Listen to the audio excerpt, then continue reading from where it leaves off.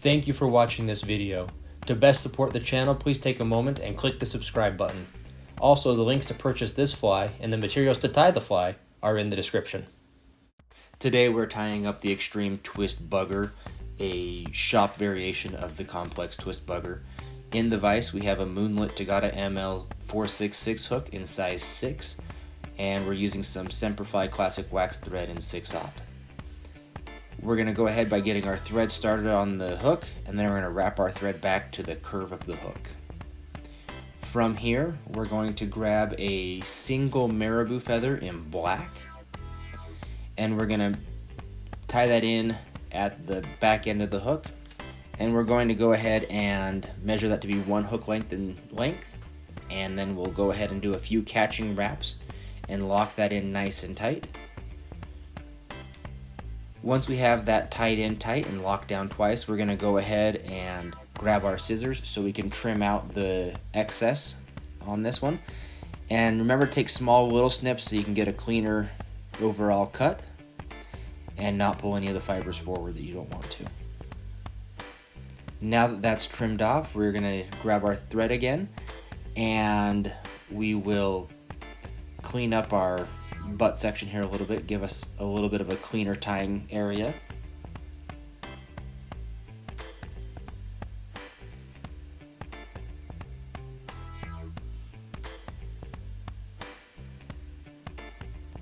Now we will go ahead and grab a saddle hackle.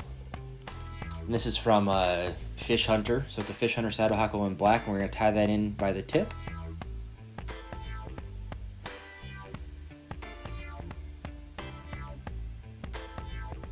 And then we're just going to wrap back to our previous tying point, and then we'll go ahead and grab some extreme string from Semperfli, and we'll tie that in at the tip. And then what we're going to do here is we're going to make sure that our Semperfli extreme string and our saddle hackle are the same length, and move our thread all the way to the forward position on the hook.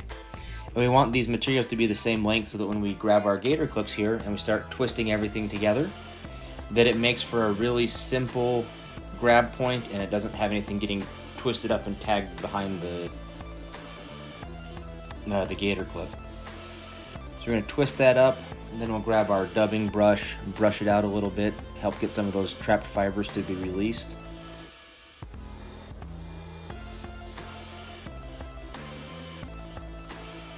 And then we'll spin it up a little bit more, just make sure that everything's nice and as buggy as possible.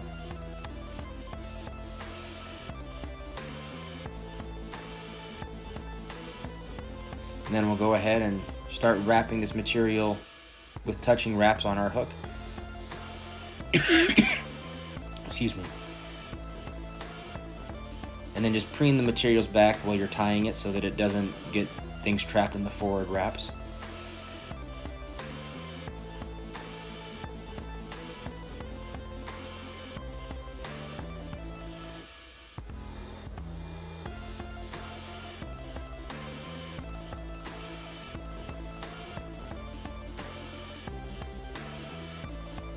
And then with this, you're going to want to keep wrapping these all the way up until you get right behind the hook eye. You want to leave about a hook eye's length behind the hook eye for your tie-in point so you can build a clean head on this fly.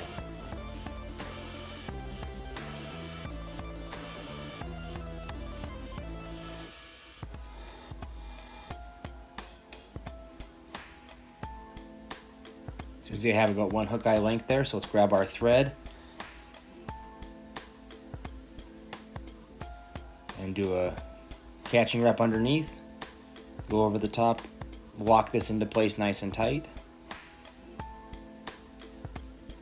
and then we'll grab our scissors and cut out our twist of extreme string and saddle hackle.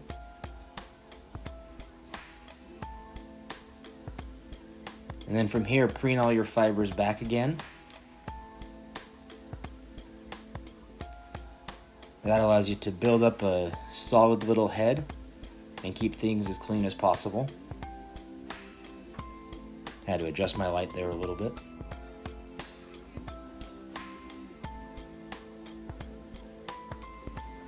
You can see I'm building up a head, trying to make sure that it gives that classic fly head look on there. And once I've built up a head that looks satisfactory, go ahead and grab a whip finish tool and we'll throw in our whip finish.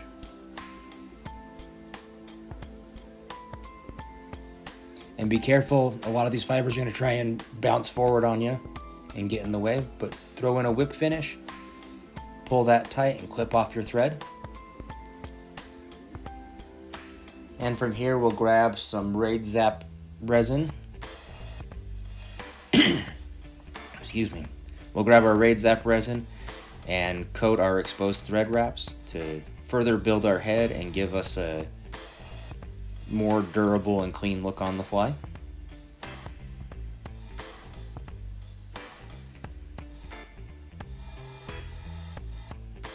Now the cool thing about this fly is saddle hackle feathers and the extreme string comes in a wide variety of colors, so you can mix and match and turn out a whole bunch of these extreme twist buggers in a really quick amount of time. And they have a pretty neutral buoyancy in them, so fish them with a sinking line or a sinking tip line, or just as is, and they'll stay high in the water column and they'll get the attention from a lot of different fish. You see here that I just cured my UV resin and the fly is complete. Please take a moment, swing by the shop, and grab a couple flies and the fly tying materials. Thank you.